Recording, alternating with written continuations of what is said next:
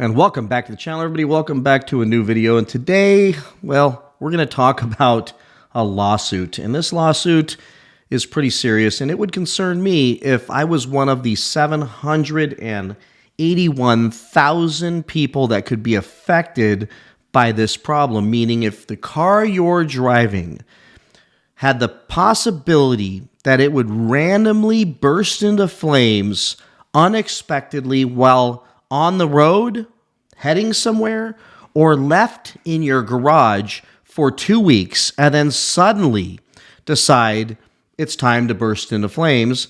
Let's say hypothetically it's in your garage, like my garage, where just above the garage is our guest bedroom and my daughter's bedroom. And this gets very personal for any of us who could be affected by something like this. Now, fortunately, the cars I have been proven not to burst into flames.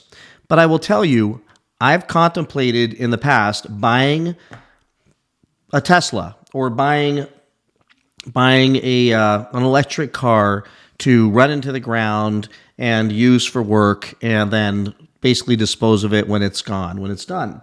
The problem, because that's all they're really worth, the problem I have with that is I would need to park it in my garage to charge the thing, and I got to be honest with you all that I don't have the guts to do it. There's this crazy thing that I have going on in my head, which is I'm not going to take any unnecessary risks when it comes to my family and their safety. Call me crazy, but I'm suspecting that most of you feel the same exact way. Now, yes, I would agree. If you do the research, probably the Tesla is probably fine. But there are circumstances all over the world where EVs are bursting into flames. And the problem isn't necessarily that they burst into flames, because the circumstances could be varied and very many different kinds of circumstances surrounding the reasoning behind it.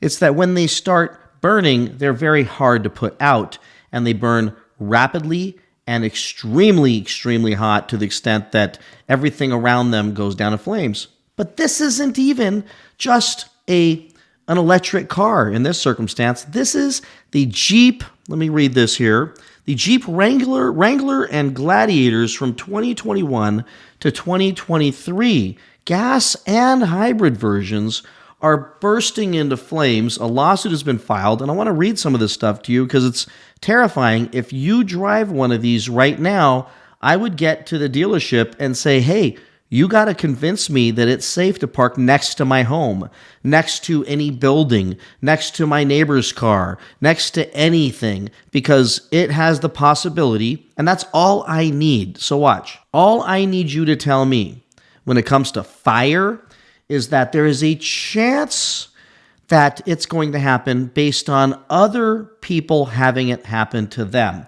For me, that's the litmus test. If other people have experienced this episode, then the possibility significantly increases. If other people have not experienced that episode and the car has been proven for many years to be relatively safe, then I probably wouldn't worry as much. But when we start seeing stuff like this happen, I can't help but to say, I need to do a video about this and make sure, one, all of you know this if you're driving these vehicles, and two, wow, Stellantis can't get a break. The hits keep on coming and the hits keep on flying, and it just makes me feel like, well, what new cars are going to come out that I would feel comfortable buying? Like, I'm good with normal recalls. Like, things are wrong with cars right out of the factory and they fix them. Things happen, whatever. You know, the glove compartment doesn't close properly. Bring it in, we'll fix it. Oxygen sensors working right.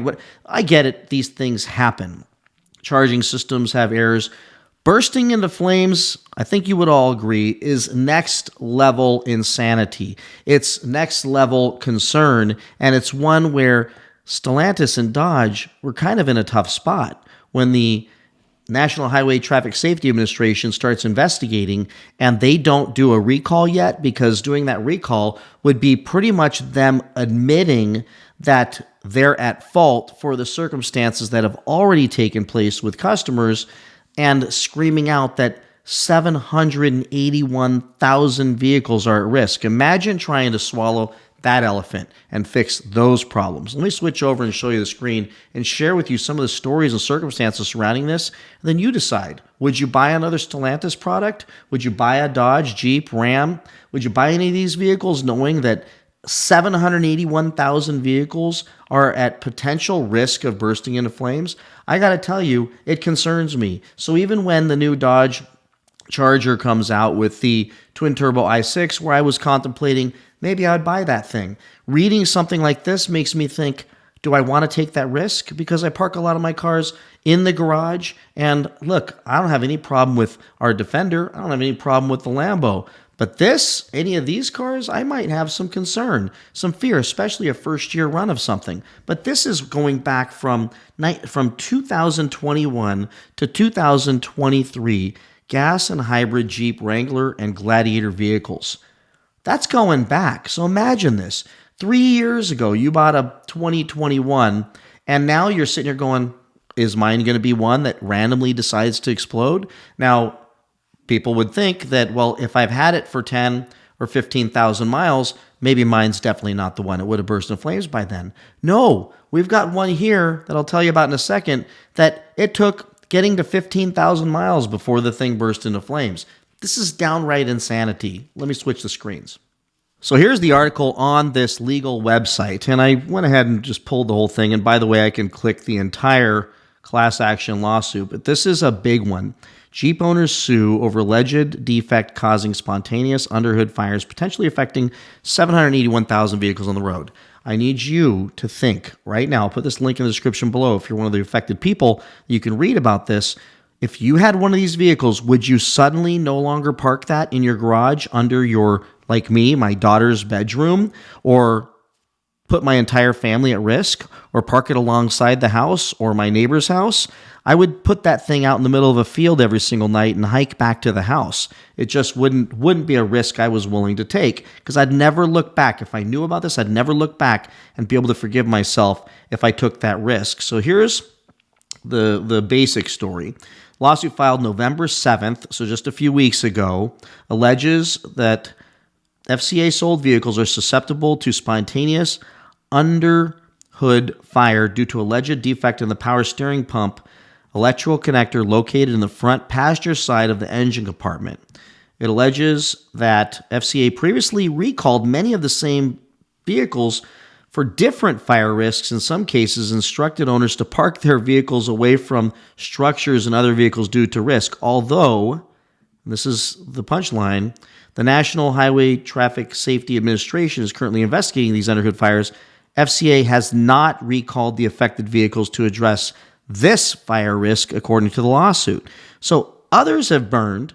FCA sent out a notification telling them, hey, by the way, congrats on your car. Hope you're enjoying it.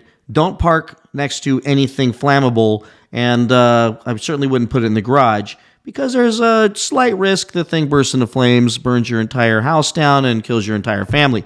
That's the recall notice that they got. I don't know about you all. I could take almost any message you send me about my car needing to come in and get fixed. That one's going to hit me a little bit between the eyes. And again, 2021, 2023s.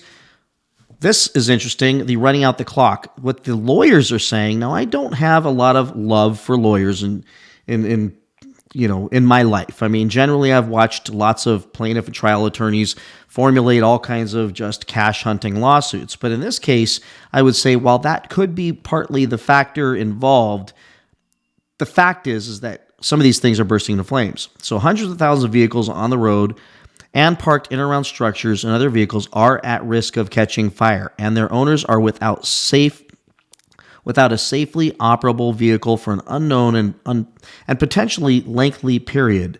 Meaning, if you knew it was catch on fire, would you drive it even? Would you take the risk of driving it to work and being on the side of the road on fire? Additionally, it outlines FCA's previous recalls for the same vehicle models for separate fire risks and highlights firsthand accounts from owners who experienced the spontaneous events. They make the point that I think we can all agree with here. If a friend loaned you, think about this, if a friend loaned you their car, but instructed you that, hey, due to the risk of spontaneous fires, Even when parked and off, you should make sure to keep the car away from your home, property, other buildings, or anything else flammable for that matter, especially fireworks, gasoline, or butane. You'd be terrified to step foot near it.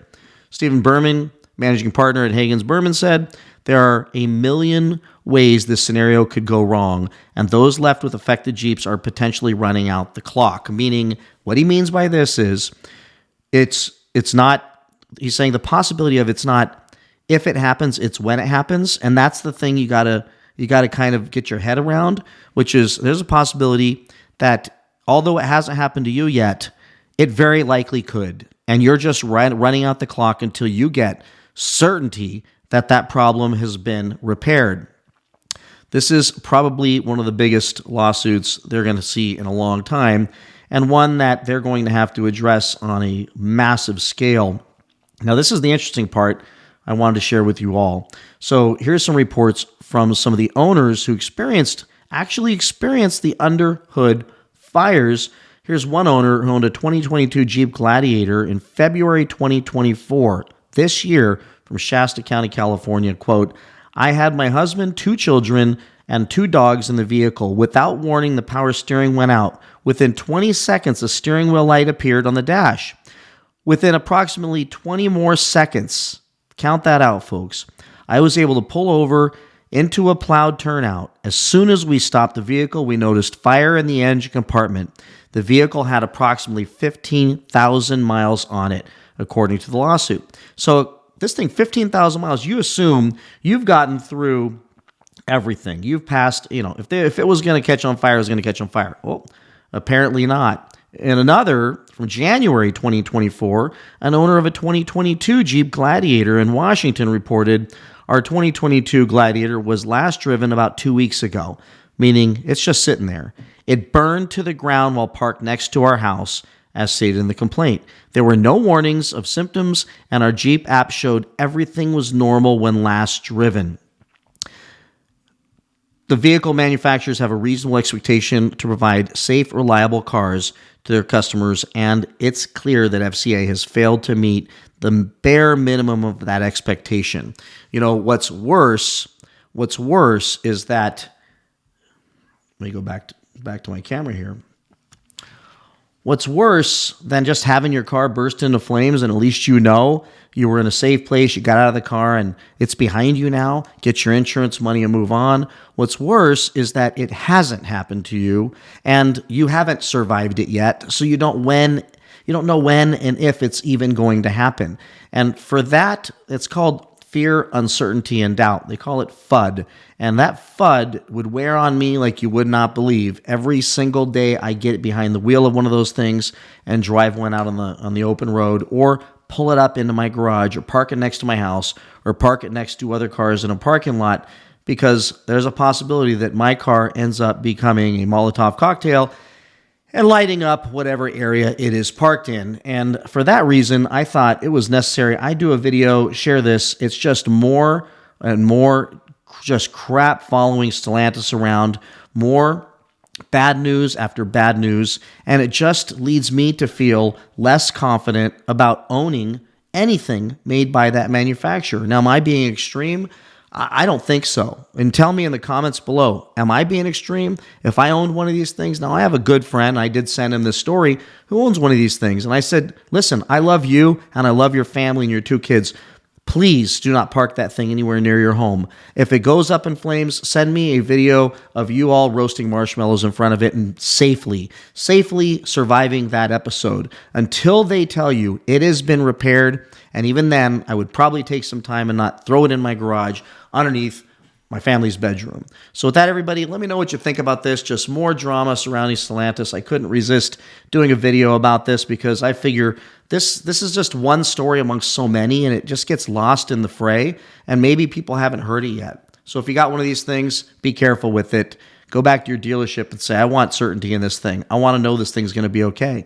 And then certainly don't park this thing anywhere near anything that would catch on fire. So with that, please like, subscribe, comment, and I will see you all in the next one. Bye-bye.